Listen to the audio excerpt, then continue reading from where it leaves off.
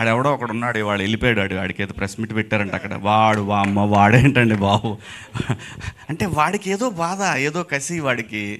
పోనీ కసి మొత్తాన్ని పట్టేశారు అబ్బాయిని. కానీ మంచి పనికి వాడుకోవాలని కోరుకుంటున్నా. అబ్బాయి అంత మంచి హ్యాకర్ అని విన్నాను. ఆడు దేశానికి ఉపయోగపడే మనిషిగా తయారైతే బాగుంటుంది. కనీసం ఇక్కడి నుంచి మారైనా సరే.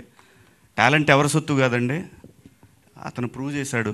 చేసింది చాలా దుర్మార్గమైన పని అయినా సరే అతని టాలెంట్ గురించి వింటుంటే వాడు నిజంగా ఒక దేశానికి పనికొస్తాడు కదా ఈ మనిషి, ఎక్కడన్నా సెక్యూరిటీ సిస్టంలో వాడు యూజ్ చేసుకోవచ్చు కదా ఇతన్ని అని అనిపించింది నాకు.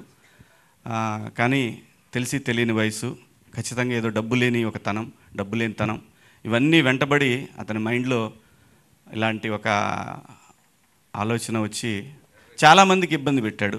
చాలామందికి ఇబ్బంది, తనకు తెలియదు, చాలామందికి ఉపయోగపడుతున్నా అనుకున్నాడు. కానీ బట్ మనకంటూ ఒక రాజ్యాంగం, దానికి లోబడి అందరం బతకాలి కాబట్టి దాన్ని వదిలేశాడు. కానీ ఇక నుంచైనా అతను మారాలని కోరుకుంటున్నాను. సినిమా థియేటర్లో ఉన్న ఎక్స్పీరియన్స్ దేంట్లోనూ ఉండదండి. మనం మొబైల్లో చూసినా డబ్బులు కట్టాలంటే ఎంత అండి. వాడు మనం కొనుక్కునే ఇదే థియేటర్లో కొనుక్కునే చిప్స్ ప్యాకెట్ 100 రూపాయలు పెడతాడు వాడు. దాంట్లో 15-20 ఉంటాయి అన్నీ కలిపి చిప్స్. సో సినిమా ప్రపంచంలో అన్నిటికన్నా చీప్ అండి. అంటే కొంతమంది మాట్లాడాలని మాట్లాడుతూ ఉంటారు కానీ ప్రపంచంలో అన్నిటికన్నా చీప్ వస్తువు ఏదైనా ఉందంటే 3 గంటల సేపు దాన్ని, ఒకవేళ ఆ సినిమా బాగుంటే జీవితాంతం గుర్తుంచుకునే ఒక ఎంటర్టైన్మెంట్ అండి. అది లైఫ్ లాంగ్ గుర్తుంటుంది ఆ సినిమా. ఒక మిస్సమ్మ సినిమా ఉంది ఎన్టీ రామారావు గారు, అది ఎప్పటికీ గుర్తుంది. పాతాళ భైరవి ఎప్పటికీ గుర్తుంటుంది. చచ్చిపోయేటప్పుడు కూడా పిల్లలకి మనవాళ్ళకి వాళ్ళకి చెప్తాం మనం, అరే భలే సినిమా, అలాంటి సినిమా ఉంది, బాహుబలి.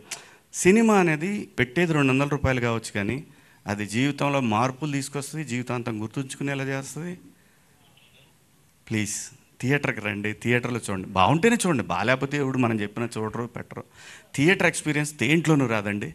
ప్లీజ్ దయచేసి ఇంకా పైరసీ వద్దు, చూడొద్దు. దాంట్లో ఏముంటుంది, తిట్టుకుంటా చూసుకోవడం తప్పితే వినపడదు. మళ్ళీ వాడిని పెట్టినోడిని తిడతా, ఈ ఎదవ మరీ పెట్టినాడు కనీసం సౌండ్తో పెట్టలేదని వాడిని తిడతాం, రకరకాల ప్రాబ్లమ్స్ అన్నీ. సో ప్లీజ్ అండి, పైరసీని ఎంకరేజ్ చేయొద్దు. ఇది సినిమాకి చాలామంది పనిచేస్తారు కాబట్టి వాళ్ళ జీవితాలు, అందరి జీవితాలు ఉంటాయి. ఒక్కొక్కళ్ళం ఒక్కొక్క పనిలో పడి బతుకుతూ ఉంటాం. ఎవరి బతుకు కూడా పాడవకూడదు.